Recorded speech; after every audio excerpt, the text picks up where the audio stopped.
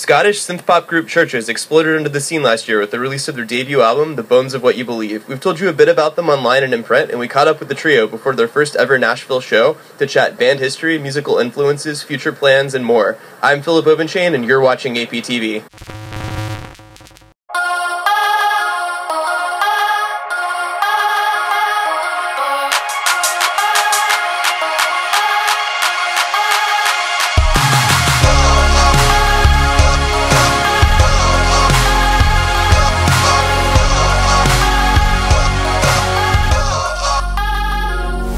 Hey guys, this is Philip Obenschain from APTV. I'm here in Nashville with Chvrches. This is Martin, Ian, and Lauren. And this is actually their first ever Nashville show, so how does it feel to play in Nashville for the first time? It's great, yeah, it's really cool. Yeah, looking forward to the show tonight. Yeah. Good size of room as well, it'll be fun. Do you have any Nashville thoughts for your first time here? Yeah, I guess I've never been here before anyway, to play or not, so it's cool to come to a place with such great musical heritage, but right. Yeah, we'll have to wait and see what the show's like. And I think it's actually sold out tonight, so congratulations. Thank you. First time here in a packed room. It's exciting. Did you guys get to do any exploring at all since you've been here, or just kind of in and out? Not really, no, we've just been, I guess we went for lunch earlier on, but apart from that, no, we haven't really seen much of the town yet, so hopefully get a chance in a wee while. And there's one question I know you probably get asked a lot, but it's Chvrches with a V, and I was wondering how the V came into the name. Well, we've never been asked that before. Search engine optimization. Sure. Call it that. That's the short answer. And so you've been on tour in the States pretty much all year long, off and on, but the record just came out in September, so have you noticed a change in crowds and change in the atmosphere at shows since then? Yeah, absolutely. It feels like we put like a stream of the album up the week before it came out, and even then almost instantly we noticed that people knew a lot more of the material and were singing and getting into the songs even more. Awesome. So it was a really encouraging thing. Cool. And are there any particular songs from the record you're having the most fun playing, or anything new you've added in recently? I guess it's been interesting for us to see which songs that aren't singles people have connected with. Tether seems to go down well live, cool. And a song called By the Throat is definitely feels different live than it does on the record. So. Sure. And there's a lot of textures and synth lines and things in the records. How many synthesizers do you guys use on a show? Like, what's your setup like? We have 3 analog synthesizers on stage, and 1 controller keyboard, and a bunch of software synths as well. Cool. So I know you guys were all in bands before, and I listened to some of those previous projects, and they're all a little bit different from what you're doing now. So how did you settle on the sound for Chvrches? Was it a really conscious thing? Did it just come together organically? It was something that always made sense to me. Like, even though I was playing in other bands that sounded different, I was never writing any of their music. Right. So whilst I have an appreciation of the music that they made on a pretty high level, otherwise I wouldn't have done it for so long, but the music that kind of always interested me, and from a creative point of view, was more this kind of thing, more synthesizer based. I always played keyboards in those bands, so it kind of made sense. Sure. And Lauren, you were a drummer in some projects before this. Did you want to switch to singing and vocals all along, or in keyboard all along, or was it sort of just it made sense at the right time? I stopped playing drums in bands when I was about 20, I think, so it's been a while. And yeah, I've mainly been doing like either backing vocals or lead vocals and keyboards for the last few years in other projects too. So, yeah.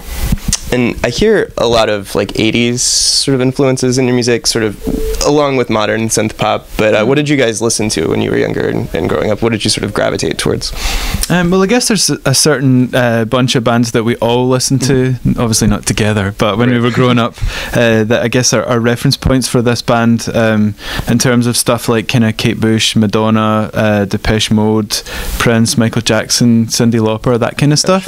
But that's definitely a kind of jumping off point for you know, like you say, that the modern elements are equally important, you know, like hip hop and R&B stuff, a lot of 90s pop as well, and stuff that we all like. But but the 80s is definitely a reference point, or one reference point for us. Yeah, I mean, I don't think I would consider us a nostalgic or like a purely nostalgic or retro band, you know. It's always something that's been really important to us, that we're perceived as, you know, there's an element of our own personality there as well as so many other influences. Right. So you guys are from Scotland. Can you tell me a little bit about the music scene back home? What's it like being a synthpop band right now in the UK? I've no idea. We haven't been there for like 9 months. That's a very good point.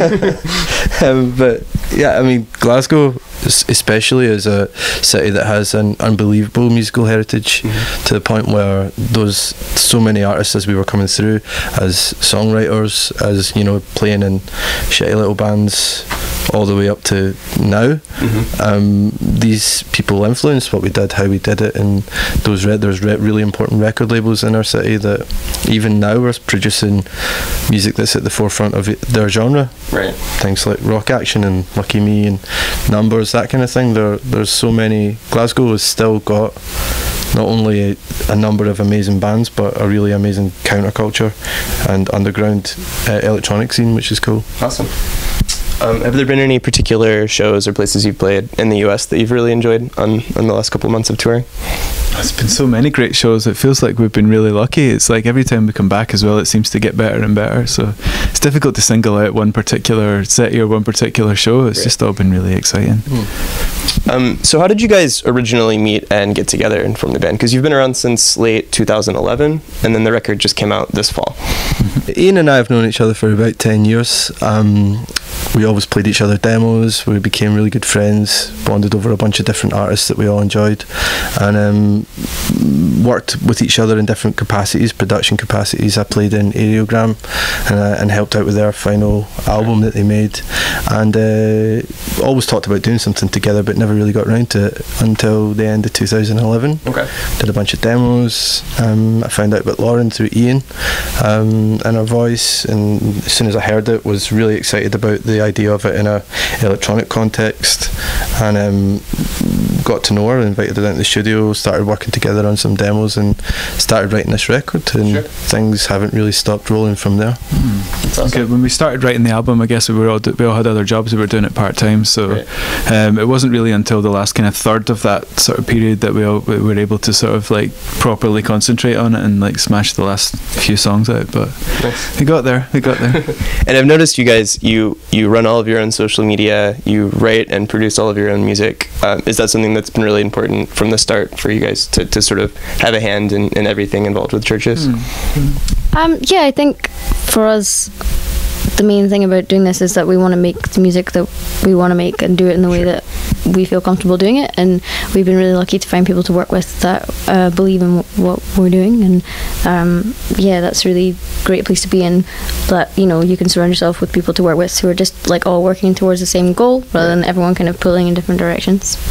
And it seems like you guys have found labels that have been really supportive and accommodating with letting you sort of to do it your own way, because you had sort of an extended release schedule with the singles being spaced out and taking your time on the album and touring in support of it all. Yeah, I mean, I can see how it looks that way from the outside as well, but to us hasn't really worked out that way, because we were completely unsigned when we first put music on the internet, and we seem to come to attention, or to people's attention, in a quick way after that.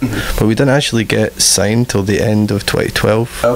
And that's when we signed in America and the different places, and so there was kind of 9 months from signing to the album, and it was just about working hard and trying to build it up from there. So I guess it's all gone so fast for us that it doesn't seem that long, but I can understand why people who heard about the band right at the beginning could be like, well, it was over a year, so it's kind of it's a strange thing. I actually wouldn't have had it any other way, because it was especially in the USA, gave us an incredible platform for the album, and it's selling in an amazing way. But we could never do that stuff on our own. We have an incredible label, especially out here, that are behind the band 100%, and we do have a real sense of family with them, and it's a great thing. So Lauren, I saw that recently you wrote about misogyny on the internet and how that's an issue for female musicians, especially in rock bands. But is that something, I know running social media, you encounter that sort of behavior a lot more than you should, and that's something we'll definitely link to from this. But on a day-to-day basis, like in the real world, do you face any challenges being the only girl in the band, or is it just kind of like you're just another member of the band? I think it helps us on a day-to-day basis that we don't approach our band like that. So I think when we do encounter stuff like that, that's what makes it more disturbing, because that's not how we think about it. And by and large, we're really lucky, because the people we work with are really great, and I would say like, you know, majority of the bands are really awesome, but I kind of feel like all that stuff is just the internet equivalent of guys honking their horn at girls in the street. Right. It's not big, it's not clever, but it's like weirdly acceptable. So yeah, we don't honk our horns, men or women, so in real world or on the internet. Sure. So. And do you guys have plans for 2014? I know you're going to be doing some touring internationally. Yeah. Is there anything else you have on your plate? Yeah, well, in between touring, I guess we've got we're looking forward to getting back into the studio. Oh, cool. Because that's, I guess, where all this began, and that's where we feel most at home, really, sure. is writing music. So can't wait to get back to that. Let's get some new synthesizers, get the studio set up again, and smash it out. It's kind of sad right now, the studio. I know. It looks like a factory or something that used to be really thriving, that's gone out of business. There's cables just like everywhere, cables lying everywhere, cases. synths ripped out the wall and taken on tour and all that. Can't wait to set it all up again and hide from the world and write another record. Cool. Do you have any idea of when we might expect another record, or is that just kind of when it happens? It's impossible to say. You know, there's about balance, because we are very much aware of the fact that you can't take 2 years off in this day and age. That's not how things work anymore. Right. But at the same time, we'll never be the people that rush an album, because we want to capitalise on what we've achieved. Sure, we want to make the best of that because it's so important and we've worked so hard to get here, and who knows where the rest of this campaign will go, but ultimately we want to make the right record, the same way that we made the first album, right? It feels like there's so many factors in this game, I guess, that are out with your control. But the one thing that you do have control of is quality control over your output, and that's, you know, we're never going to release anything that we're not happy with. So, but yeah, we are keen to get on with it. I guess. Awesome. Well, thanks a lot, guys. No worries. Yeah, nice one. thanks. Thanks.